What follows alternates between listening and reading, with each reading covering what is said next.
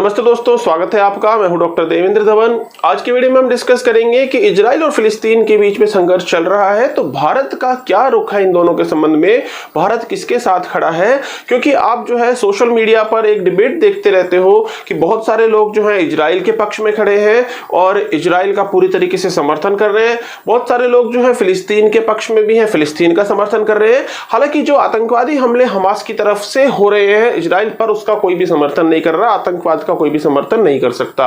लेकिन फिर भी भारत सरकार का इस पर क्या रुख है, तो मैं आपसे डिस्कस करूंगा कि महात्मा गांधी से लेकर और प्रधानमंत्री नरेंद्र मोदी तक आखिर हमारी सरकारों का और विभिन्न व्यक्तियों का इजराइल और फिलिस्तीन का जो मामला है उस पर क्या कहना है, क्योंकि वही भारत की विदेश नीति में भी परिलक्षित होता है।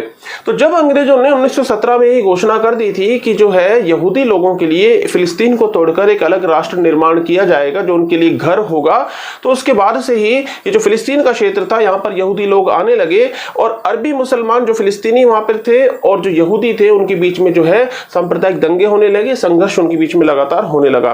तो ऐसी स्थिति में 1938 में महात्मा गांधी का एक जो है एक कथन है, वो कथन ये है, वो कहते हैं कि मैं जो है यहूदियों के प्रति सहानुभूति का भाव रखता हूं, क्योंकि यहूदियों के प्रति जो है विश्व भर में बहुत अन्याय हुआ है। हिटलर ने भी जो है यहूदियों के साथ बहुत ही जो है कत्ले आम यहूदियों का किया है। तो इस संदर्भ में उन्होंने कहा था कि मैं यहूदियों के प्रति सहानुभूति की भावना रखता हूं, लेकिन फिर भी मैं जो है फिलिस्तीन राष्ट्र को तोड़कर यहूदियों के लिए एक अलग राष्ट्र के निर्माण का समर्थन नहीं करता। तो महात्मा गांधी जो थे वो फिलिस्तीन के बंटवारे के पक्षधर नहीं थे। इसके बाद जब भारत आजाद हो गया तो भारत स्वयं जो है उसने बंटवारे का दंश झेला। अंग्रेजों की जो फूट डालो की जो नीति थी, उस विभाजनकारी नीति का सामना भारत ने किया। इसके बाद जब नवंबर 1947 में संयुक्त राष्ट्र में फिलिस्तीन के विभाजन से संबंधित जो एक प्रस्ताव आया अंग्रेजों की तरफ से, जो मुख्य रूप से था, तो भारत ने उसका जो है सीधे सीधे विरोध किया और भारत ने कहा कि हम फिलिस्तीन का बंटवारा नहीं होने देना चाहते। तो भारत उसके विरुद्ध ही रहा था। लेकिन 14 मई 1948 में इजराइल ने अपने आप को एक स्वतंत्र देश घोषित कर दिया और फिलिस्तीन की बहुत सारी भूमि पर उसने कब्जा कर लिया। उस समय पर जो संयुक्त राष्ट्र का जो प्रस्ताव था, उस प्रस्ताव के अनुसार उसको जितनी भूमि दी गई थी उस भूमि से भी आगे चलकर बढ़कर 1967 में उसने इन अरबी फिलिस्तीन जो है राज्य, इसकी बहुत सारी भूमि को हथिया लिया था। तो 1967 में भारत ने इजराइल की आलोचना की थी कि इजराइल जो है विस्तारवादी नीति अपना रहा है। कहीं ना कहीं जो भारत था, अंग्रेजों की जो औपनिवेशिक जो नीति थी, साम्राज्यवादी नीति थी, उसका दंश भारत झेल चुका था।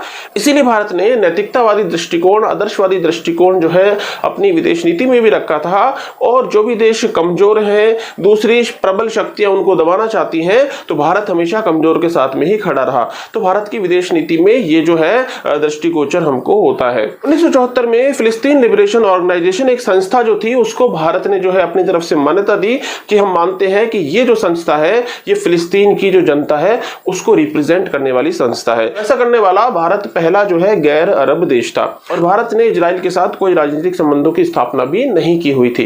1975 में संयुक्त राष्ट्र में इजराइल की नीतियों के खिलाफ एक प्रस्ताव आया था और उस प्रस्ताव में यह था कि इजराइल के जो यहूदी लोग हैं वो यहूदी नस्लवाद को फैला रहे हैं और भारत ने भी जो है उस समय पर इजराइल का विरोध किया। तो आप देखते हो कि पहले की जो हमारी नीति है इजराइल के कितना खिलाफ वो रही है। के बाद भारत ने 1988 में फिलिस्तीन को एक स्टेट के रूप में मान्यता दी। मीनिंग ये है कि भारत ने स्वीकार किया कि फिलिस्तीन एक अलग देश है, अलग देश के रूप में, संप्रभु रूप में उसको पूरी जो है आजादी मिलनी चाहिए। 1990 का दौर आते आते जो है अंतरराष्ट्रीय परिदृश्य में परिवर्तन हो रहा था। एक तरफ जो भारत का परम मित्र देश था सोवियत संघ, वो सोवियत संघ काफी ज्यादा कमजोर हो गया था और दूसरी तरफ जो है जो अरब देश थे जो कि इजराइल के बिल्कुल खिलाफ थे, कहीं ना कहीं अमेरिका और सोवियत संघ के द्वारा ही उनकी जो है बातचीत अब शुरू हो चुकी थी इजराइल के साथ। मीनिंग ये है कि अरब देश इजराइल के साथ जो है डायलॉग अब करने लगे थे। पहले जो बिल्कुल ही पृथकतावादी दृष्टिकोण था अब उससे वो थोड़ा सा आगे बढ़ गए थे। 91 के बाद जब सोवियत संघ का विघटन हो गया था और भारत का एक भरोसेमंद देश बहुत ज्यादा कमजोर हो गया था, तो व्यवहारिक दृष्टिकोण अपनाते हुए भारत की विदेश नीति में एक बहुत बड़ा परिवर्तन आया था। प्रधानमंत्री नरसिम्हा राव की सरकार के समय पर 1992 में भारत ने पहली बार इजराइल के साथ अपने राजनीतिक संबंधों की स्थापना की थी। आप देख सकते हो इजराइल बनने के बाद भी लगभग 40-50 साल तक भारत ने इजराइल के साथ अपने राजनीतिक संबंध नहीं बनाए थे। लेकिन 1992 के के बाद ये संबंध बने और वो समय की आवश्यकता के अनुसार थे। लेकिन भारत ने फिलिस्तीन की आजादी की मांग से संबंधित जो भी दृष्टिकोण भारत का था उसमें कोई परिवर्तन नहीं किया था। तो भारत स्वतंत्र, संप्रभु, अखंड फिलिस्तीन राज्य का क्या करता था, समर्थन वहां पे लगातार करता रहा। तो एक तरफ इजराइल के साथ भारत ने संबंध मजबूत किए, तो दूसरी तरफ फिलिस्तीन के साथ भी भारत के जो संबंध है अच्छे ही बने रहे और भारत हमेशा फिलिस्तीन का पक्षधर बना रहा। हालांकि इसके पीछे एक दृष्टिकोण ये भी है, फिलिस्तीन के जो अरबी मुसलमान हैं उनका संबंध बाकी अरब देशों से भी है। तो भारत को ऐसा भी लगता था कि कश्मीर मुद्दे पर दूसरे जो अरब देश है वो भारत का समर्थन करेंगे। हालांकि ये जो अरब के देश है या मुस्लिम जो देश है, इन्होंने खुलकर भारत का कभी कश्मीर मुद्दे पर समर्थन किया नहीं। वो जो है पाकिस्तान के पक्ष में ही जो है झुके हुए दिखाई दिए। और 1999 का जब युद्ध हुआ, अमेरिका पाकिस्तान के पक्ष में खड़ा हुआ था, अरब देश पाकिस्तान के पक्ष में खड़े हुए थे। ऐसे समय पर भारत को जब हथियारों की कमी महसूस हो रही थी और दूसरी तरफ भारत के बोफोर्स तोप के गोले तक कम पड़ गए थे, अमेरिका ने जीपीएस की सुविधा भारत को देने से मना कर दिया था, तो ऐसे समय पर इजराइल ने भारत की सहायता की थी। भारत की विदेश नीति में जो परिवर्तन आए थे, एक भरोसेमंद रक्षा सहयोगी को जो भारत ढूंढ रहा था सोवियत संघ के विघटन के बाद, तो इजराइल के रूप में भारत को वो रक्षा सहयोगी मिला था।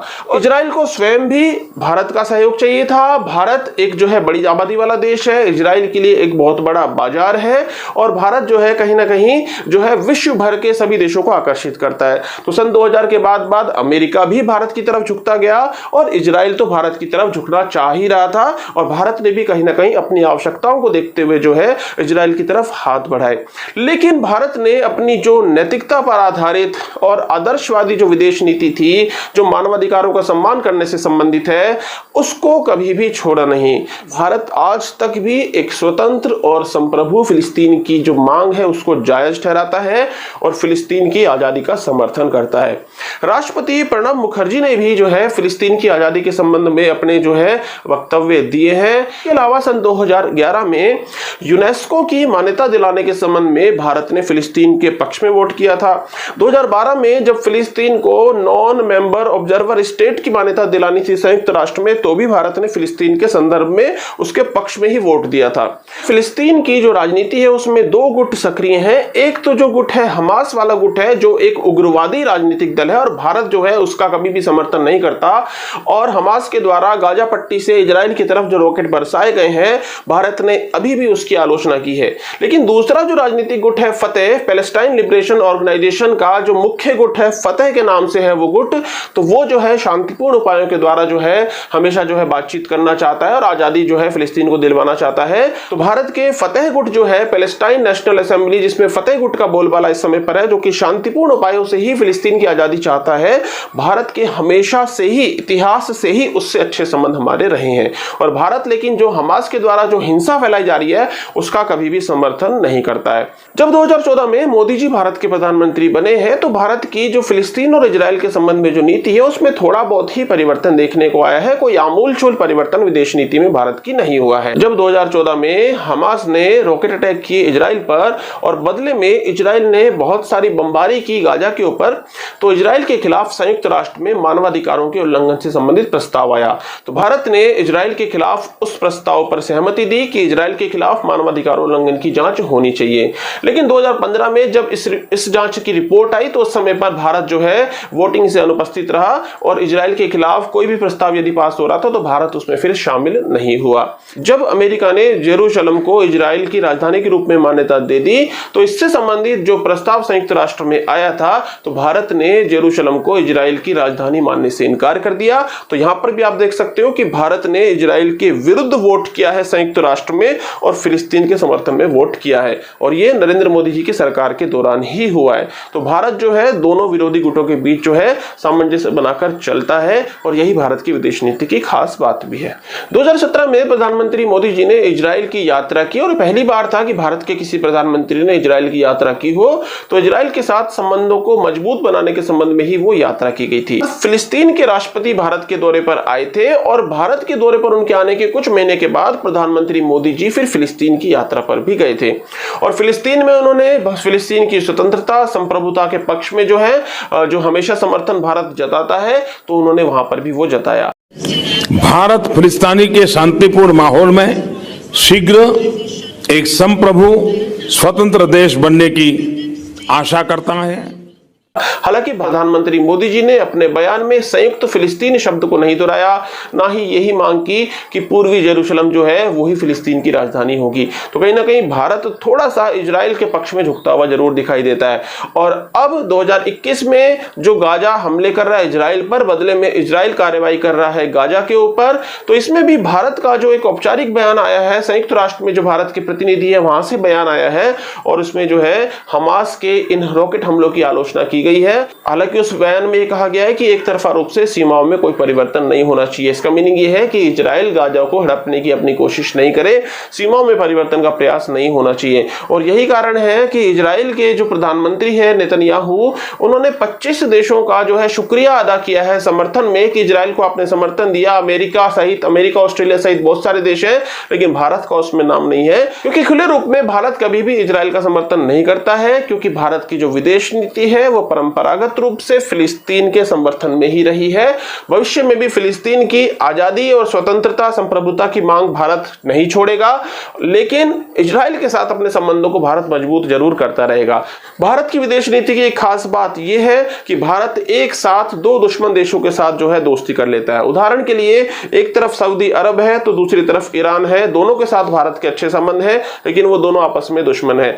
एक तरफ अमेरिका है, एक तरफ रूस है, दोनों के खराब संबंध है अमेरिका और रूस के, लेकिन भारत की दोनों के साथ दोस्ती है। तो ठीक ऐसा यहां पर भी देखने को मिल रहा है कि एक तरफ इजराइल है तो एक तरफ फिलिस्तीन है, और भारत के दोनों के साथ ही जो है अच्छे संबंध यहां पर रहने की पूरी उम्मीद है भविष्य में भी। इसे डी-हाइफनेशन की विदेश नीति भी बोला जाता है कि एक साथ ही दोनों जो है विरोधी गुटों के साथ आप अपनी दोस्ती रखो और अपने जो राष्ट्रीय हित है उनको साधने का प्रयास करो।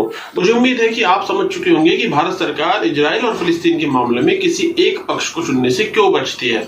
और मैं आपसे ये भी पूछना चाहूंगा कि यदि आप भारत के प्रधानमंत्री होंगे तो आप जो है इजराइल या फिलिस्तीन में से किसका समर्थन करोगे? तो कमेंट बॉक्स में कमेंट करके जरूर बताएं। तो मिलते हैं नेक्स्ट वीडियो में किसी और इंपॉर्टेंट इंफॉर्मेशन के साथ।